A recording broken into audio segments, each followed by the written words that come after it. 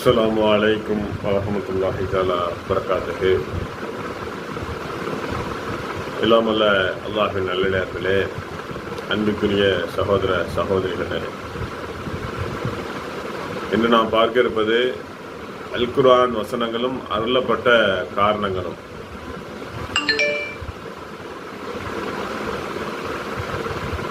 இன்றைய தினம் சூரத்துல் நூர் குர்ஆன்ல 24வது அத்தியாயமாக இருக்கக்கூடிய சூரத்துல் நூர் என்ற அத்தியாயத்தினை 11வது வசனத்திலிருந்து 20வது வசனம் வரை, அதாவது ஏற்றத்தாழ 10 வசனங்கள் அல்லாஹ் தஆலா தொடர்ச்சியாக ஒரே சந்தர்ப்பத்திலே இறக்குகின்றான். அந்த வசனங்கள் எதற்காக அருளப்பட்டு இருக்கிறது என்பதை உரிய தகவல்களை நாம் இன்று தெரிந்து கொள்ள இருக்கின்றோம். முதல்ல இந்த அந்த வசனங்களை பார்ப்போம். இது ஆயிஷா ரலியல்லாஹு அன்ஹா அவர்களுடைய அந்த அவதூறு தொடர்பாக இறக்கப்பட்டிருக்கக்கூடிய அந்த வசனங்கள். அவங்க எந்த தவறும் செய்யவில்லை, அதை நம்ம பின்னாடி விளக்கமா பார்ப்போம். அப்ப அல் குர்ஆன்ல என்ன தகவலை சொல்கின்றான்? அவதூறு சொன்னவர்கள், அவதூறை கொண்டு வந்தவர்கள் உங்களில் ஒரு பிரிவினர் தான் என்று அல்லாஹ் சொல்லிவிட்டு, இது உங்களுக்கு கெட்டது என்று நினைக்காதீங்க, மாறாக அது உங்களுக்கு நல்லது தான்.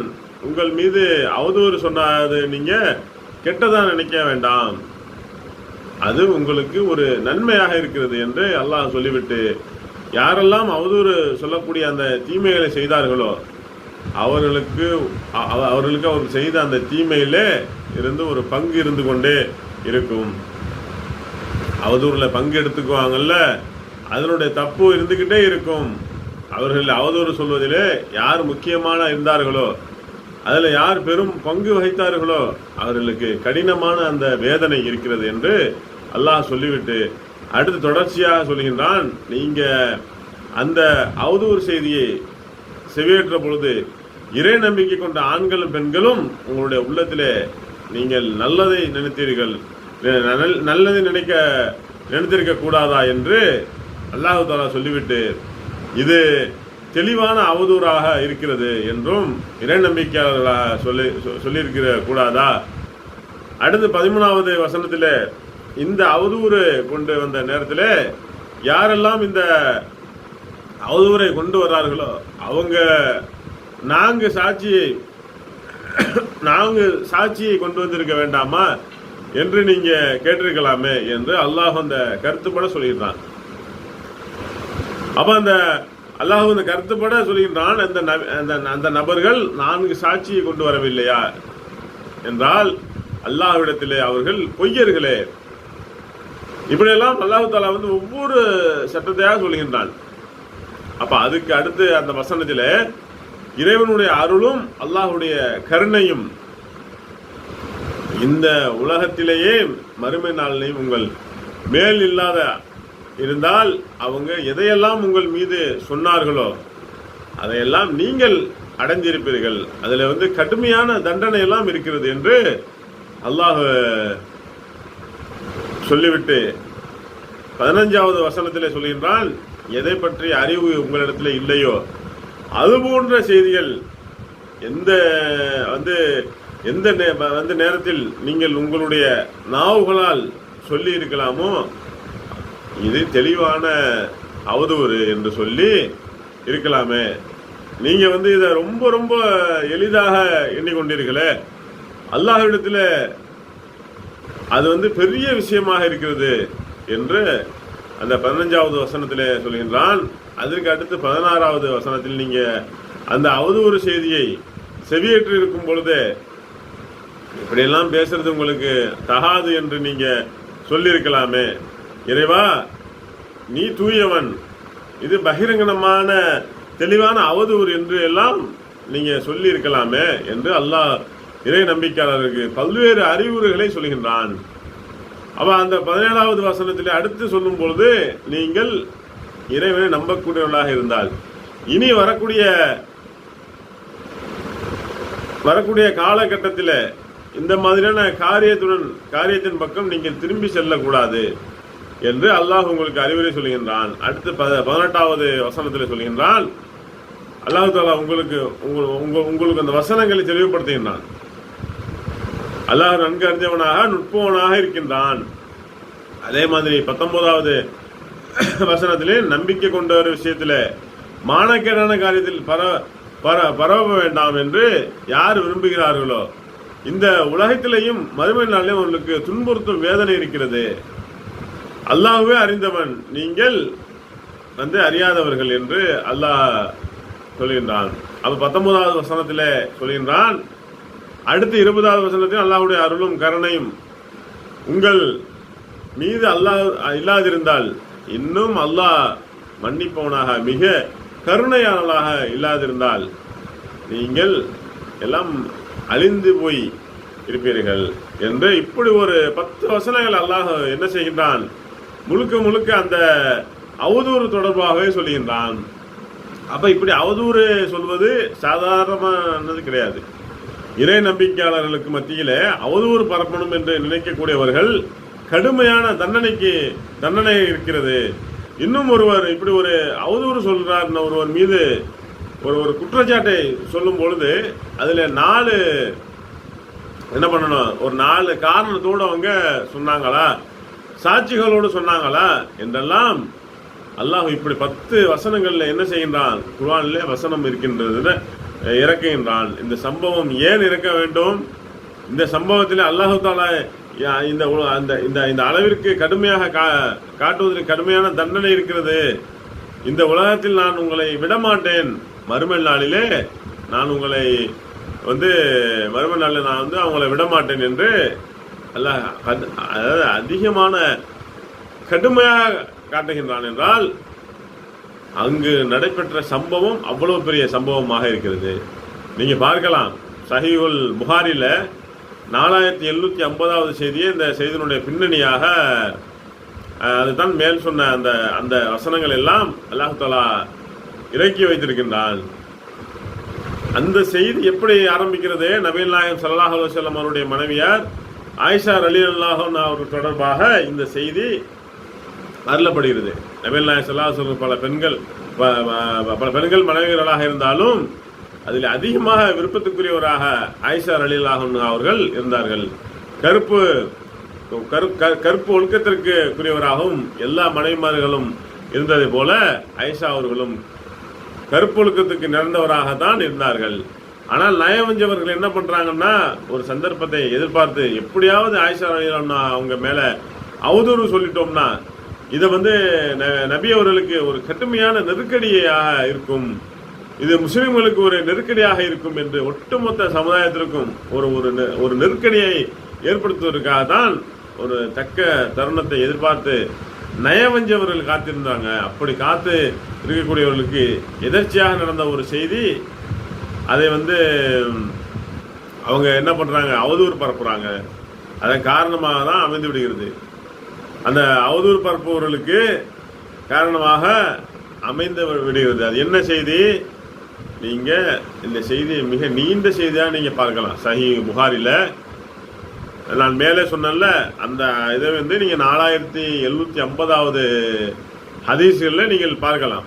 அல்லாஹ்வுடைய தூதர் பொதுவாக எந்த ஒரு பயணத்தை செல்வதாக இருந்தாலும் தன்னோட மனைவிமார்களையும் ரசூலுல்லாஹ் என்ன செய்வாங்க, சீட்டுக்குலுக்கி போட்டு அதுல யாருடைய பேர் வருதோ அவர்கள் அழைத்து செல்வது இது ரசூலுல்லாஹ்வுடைய வழக்கம். போர்க்களத்திற்கு போறதாக இருந்தாலும் அதுல மனைவிமார்கள் என்ன செய்வாங்க, சீட்டுக்குலுக்கி போட்டு அதுல யாருடைய பெயர் வருதோ அவங்கள அழைச்சிக்கிட்டு போவாங்க. அந்த அடிப்படையில் அல்லாஹ்வுடைய தூதர் பனு முஸ்தலிக் என்ற அந்த சொல்லுக்கு போறாங்க, போருக்காக போறாங்க.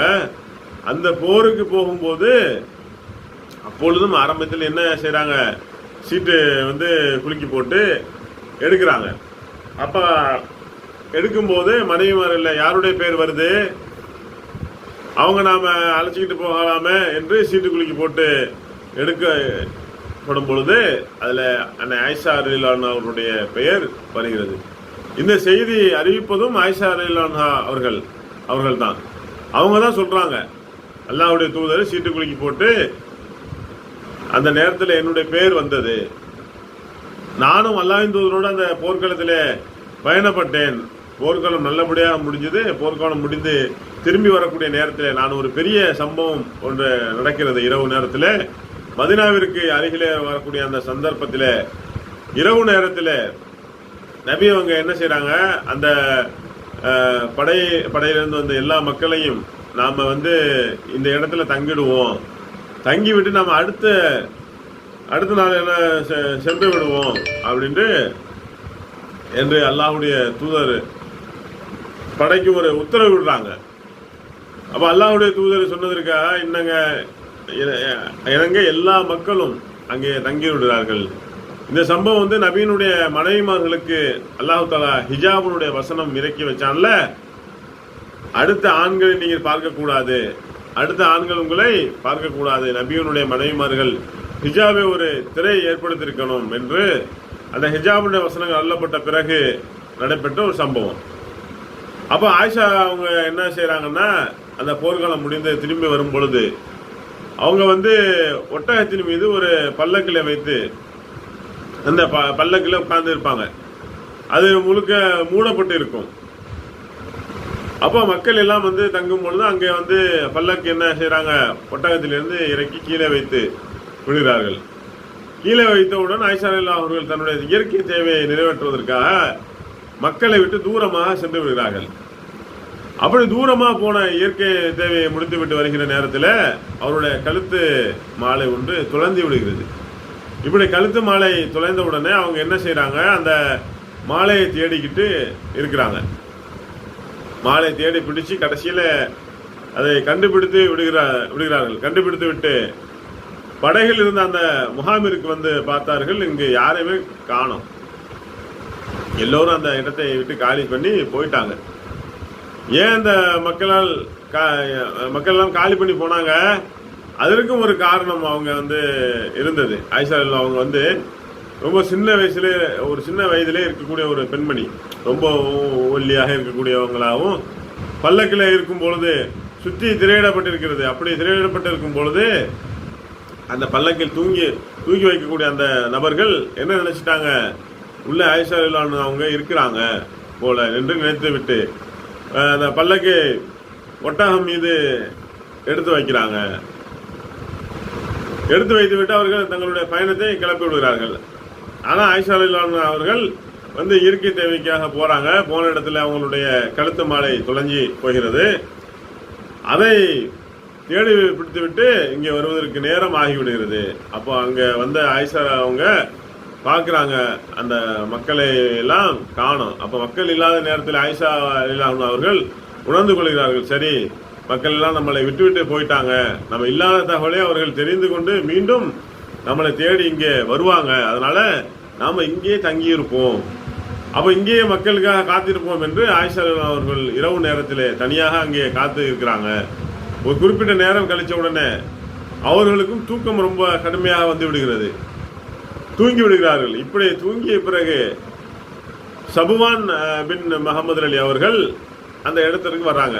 ஏன் அவங்க வர்றாங்கன்னா, பொதுவாக அல்லாஹ்வுடைய தூதர் பயணத்தை முடித்துவிட்டு வரக்கூடிய அந்த நேரத்தில் ஒரு போர் முடித்து விட்டோ வரும்பொழுது குறிப்பிட்ட சில நேரங்களில் என்ன செய்வாங்கன்னா, கடைசியில் வர சொல்லுவாங்க. ஏதாவது ஒரு நபரை எதுவும் பொருளை விட்டு வந்துடுவாங்கல்ல, அப்படி யாரும் சில பொருட்களை விட்டு அதை கண்டெடுத்து கொண்டு வருவதற்காக கடைசியில் சபுவான் பின் முஹம்மது அவர்களை வர சொல்கிறாங்க. அவங்க பார்க்கும் பொழுது அந்த நேரத்தில் அந்த இருட்டாக இருக்கும் பொழுது தூரத்தில் யாரோ ஒரு உட்கார்ந்து இருக்கிற மாதிரி தெரிகிறது. அப்போ சஃப்வான் பின் முத்தல் அவங்க அந்த நெருங்கி வர்றாங்க. நெருங்கி வர்ற நேரத்தில் அங்கே இருக்கிறது ஆயிஷா அவர்கள் தான் என்று தெரிந்து விடுகின்றது. ஏன்னா அப்போ தூக்கத்தில் இருக்கும்போது அவங்க பார்த்துடுறாருங்க. ஹிஜாபுடைய வசனம் அருளப்படுகிறதுக்கு முன்னாடி சஃப்வான் பின் முஹ்தர் அவங்க ஆயிஷா அவர்களை பார்த்ததுனாலேயோ அல்லாஹ்வின் தூதருடைய மனைவி தான் அவங்க அங்கே இருக்கிறாங்க என்று பார்த்து அந்த இடத்திலே என்ன செய்கிறாங்க, அந்த சஃப்வான் பின் முஹ்தர் வேறு எதுவுமே பேசலை. இன்னா லில்லாஹி வ இன்னா இலைஹி ராஜிஊன் என்ற அந்த வார்த்தையை தான் சொல்கிறார்கள். இந்த வார்த்தையை சபுவான் அவங்க சொன்ன உடனே தூங்கி கொண்டிருந்த ஆயிஷா ரலியல்லாஹு அன்ஹா அவர்கள் அந்த குரலை கேட்டு விழிப்படைந்து விடுகிறார்கள். நான் என்னுடைய அந்த அந்த இல்பாவை கொண்டு என்ன செய்து விட்டேன், என்னுடைய முகத்தை மறைத்து விட்டேன். என்னிடத்தில் சபுவா பின் முக்தத் வேறு எந்த வார்த்தையுமே பேசவே இல்லை.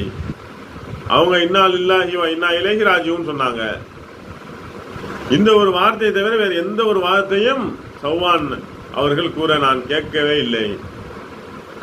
அந்த அளவுக்கு எதுவுமே பேசாமல் அதான் அவங்க நின்னாங்க. ஒட்டகத்தின் கீழே உட்கார வைத்திருக்காங்க. நான் ஒட்டகத்திற்கு மேலே ஏறி அமர்ந்து செல்கின்றேன், அங்கே அமர்ந்து கொள்கின்றேன். அவங்க வந்து தனியாக நடந்து வந்தார்கள். இப்படி நடந்து வந்த கடைசியாக அந்த படையினர் இருந்த அந்த இடத்தை நாங்கள் வந்து அடைஞ்சோம். இதாங்க அந்த சம்பவம். ஆனால் இப்படி ஆயிஷா அவர்கள் இல்லாத அந்த தகவல் அந்த மக்களுக்கு தெரிய வர கடைசியில் ஆயிஷா அவர்கள் அந்த சபைக்கு வருகிறார்கள். கூட சபுவான் அவர்களும் அந்த சபைக்கு வருகிறார்கள். அதை பார்த்த நயவஞ்சவர்கள் ஆயிஷா ரலியல்லாஹு அவர்கள் மீது இட்டுக்கட்ட ஆரம்பித்து விட்டார்கள். ஆயிஷா ரலியல்லாஹு அவர்கள் தவறு செய்து விட்டார்கள், அவங்க பாவமான காரியம் பண்ணிட்டாங்க, சபுவாவின் மாந்தர்களோடு தவறான காரியத்தில் ஈடுபட்டு விட்டார்கள் என்று அளவிற்கு அந்த நயவஞ்சவர்கள் ஒரு அவதூறை பரப்புகிறார்கள். அந்த அவதூறை காட்டு தீயா அந்த சபையில பரவ ஆரம்பிக்கிறது. இன்னும் அந்த அவதூறு பரப்பியதுல முக்கிய பொறுப்பு நயவஞ்சவர்களுடைய தலைவனாக இருக்கக்கூடிய அப்துல்லா பின் உபயா பின் என்ன செய்கின்றான், அந்த அவதூறை பரப்பி விடுகின்றான். அந்த அவதூறு மக்களுக்கு மத்தியில் கடுமையாக பரவி கொண்டு இருக்கிறது. எப்படி கடுமையாக பரவி கொண்ட அந்த நேரத்தில் ரசூலுல்லாஹி ஸல்லல்லாஹு அலைஹி வஸல்லம் அவர்கள் அவங்க படை வீரர்கள் எல்லாரையும் மதீனாவிற்கு அவங்க வந்து விடுகிறார்கள். மதீனாவிற்கு வந்தால் ஆயிஷா ரலியல்லாஹு அவர்களுக்கு என்ன செய்துறாங்க, நோய் ஏற்பட்டு விடுகிறது. மக்கள் எல்லாம் இந்த அளவிற்கு கடுமையான அவதூறு சொன்னதே ஆயிஷா ரலியல்லாஹு அவங்களுக்கு தெரியலை. யதார்த்தமாக மதீனாவிற்கு வந்த நேரத்தில் அவங்களுக்கு நோய் ஏற்பட்டு விடுகிறது. அப்படி நோய் ஏற்பட்ட பிறகு வந்து மெதுவாக ரசூல்லா வந்து அவங்க பொதுவாக வந்து ரசூல்லா வந்து அவங்க மற்ற நேரங்களில் நோய் ஏற்பட்டது என்று சொன்னால் ரொம்ப கனிவாக என்ன செய்வாங்க, தன்னுடைய மனைவியாரை விசாரிப்பாங்க. அது ஆயிஷா அவர்கள் குறிப்பிடுறாங்க. ஆனால் இந்த நேரத்தில் நபி அவங்க என்ன செஞ்சாங்கன்னா, எனக்கு நோய்வாய்ப்பட்டிருந்தப்பட்ட நேரத்தில் ரசூலுல்லாஹி ஸல்லல்லாஹு அலைஹி வஸல்லம் அவர்கள் வருவார்கள், சலாம் சொல்வார்கள், நீங்கள் எப்படி இருக்கீர்கள் என்று சொல்ல கேட்பாங்க. பிறகு திரும்பி போய்விடுவாங்க அப்படி என்று சொல்லப்படுகிறது. இன்ஷா அல்லாஹ் இனி தொடர்ச்சியே வரக்கூடிய நாட்களில் பார்க்கலாம். அஸ்ஸலாமு அலைக்கும் வரஹ்மத்துல்லாஹி தஆலா பரகாத்துஹு.